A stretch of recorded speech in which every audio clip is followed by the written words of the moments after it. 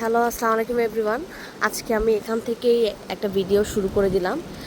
এখন বাজে আমাদের এখানে এখন রাত ভোর 5:30।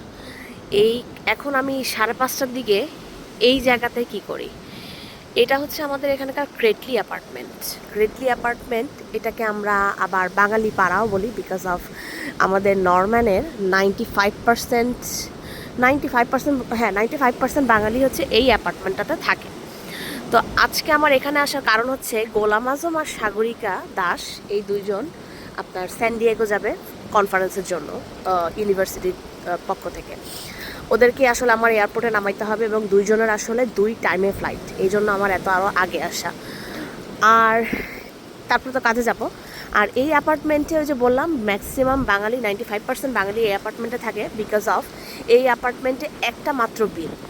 এখানে আপনার বাসা ভাড়া, কারেন্ট বিল, গ্যাস বিল, পানির বিল, ইন্টারনেটের বিল সব কিছু মিলায় মাত্র $800 সামথিং। এবং আপনি যত খুশি ইন্টারনেট ইউজ করেন, কারেন্ট বিল ইউজ করেন, পানি ইউজ করেন, গ্যাস, বাট ডাজেন্ট ম্যাটার, একটা মাত্রই আপনার বিল আসবে, আপনি যত খুশি তত ইউজ করেন। যে কারণে আসলে সবাই এখানেই থাকে। অনেক পুরানো এই অ্যাপার্টমেন্টটা, অনেক পুরানো। আমি যখন আমেরিকাতে আসছিলাম তখন এখানে এটা অবভিয়াসলি বাঙালি পাড়া ছিল না, বাট আস্তে আস্তে বছরের সাথে সাথে, দিনের সাথে সাথে, আফটার কোভিড অ্যাকচুয়ালি বেসিক্যালি সবাই এখানে আসা শুরু করলো, সবাই এখানে থাকা শুরু করলো। তো তখন থেকে আসলে এটা বাঙালি পাড়া নাম হয়ে গেছে এটা। আর আরেকটা জিনিস হচ্ছে, কেউ ফুল ফ্যামিলি যারা থাকে তারা পুরা বাসা নিয়ে থাকে, আবার কেউ হচ্ছে রুম নিয়ে শেয়ার করে থাকে, সেক্ষেত্রে বিলটা আরও কম আসে। তো আমার আজকে খুব বাতাস, আসলে প্রচুর বাতাস। ওই যে দেখেন গোলাম আজম দরজা খুলছে, দরজা খুলে সে হচ্ছে নামতেছে, আমি তাকে নিতে আসছি এয়ারপোর্টে। এই যে তারপর ড্রপ করে দিলাম দুইজনকে, দুইজনকে ড্রপ করে দিয়ে তারপর আমি কাজে যাব। বাট আসলে কাজে গেছিলাম, বাট কাজ করি নাই। কাজ থেকে আমি পরে বাসায় চলে গেছিলাম আলটিমেটলি, কারণ ওদেরকে নামাই দিয়ে আমার কাজে গেছিলাম মনে হয় 6:30, আর আমার কাজ শুরু হয় 9:30। তো 3 ঘন্টার জন্য আমি রাস্তায় বসে থাকবো। এজন্য পরে মাইন্ড চেঞ্জ করে বললাম থাক, বাসায় চলে যায়, আজকে কাজ করা লাগবে না। আর আরেকটা যেটা বলতে গেছিলাম, সেটা কিন্তু ক্রেটলি অ্যাপার্টমেন্টে কিন্তু যে কেউ থাকতে পারে না। ওই অ্যাপার্টমেন্টটাতে যারা স্টুডেন্ট, ওই যারা ফ্যাকাল্টি হিসেবে আছে ওরাই থাকতে পারে, বাইরের মানুষ কিন্তু অ্যালাউড না। আর এই যে এটা হচ্ছে একটা শর্ট ক্লিপ এয়ারপোর্টের ভিতরে দেখতে কেমন। আমি যেহেতু এয়ারপোর্টের ভিতরে ঢুকি নাই, আমার জন্য গোলাম আজমি এই ক্লিপটা সে রেকর্ড করছিল। তারপরে এই যে বাসায় চলে আসলাম, বাসায় চলে এসে আমি আপনাদেরকে আরেকটা জিনিস দেখাবো, আমরা এখানে ময়লা কোথায় ফেলি। প্রত্যেকটা বাসার সামনে এরকম একটা বিন আছে, এই বিনের মধ্যে আমরা আমাদের ময়লাগুলো ফেলাই। এবং সপ্তাহে একদিন ময়লার গাড়ি আসে আমাদের নেইবারহুডে, যেমন প্রতি বুধবার ময়লার গাড়ি আসে।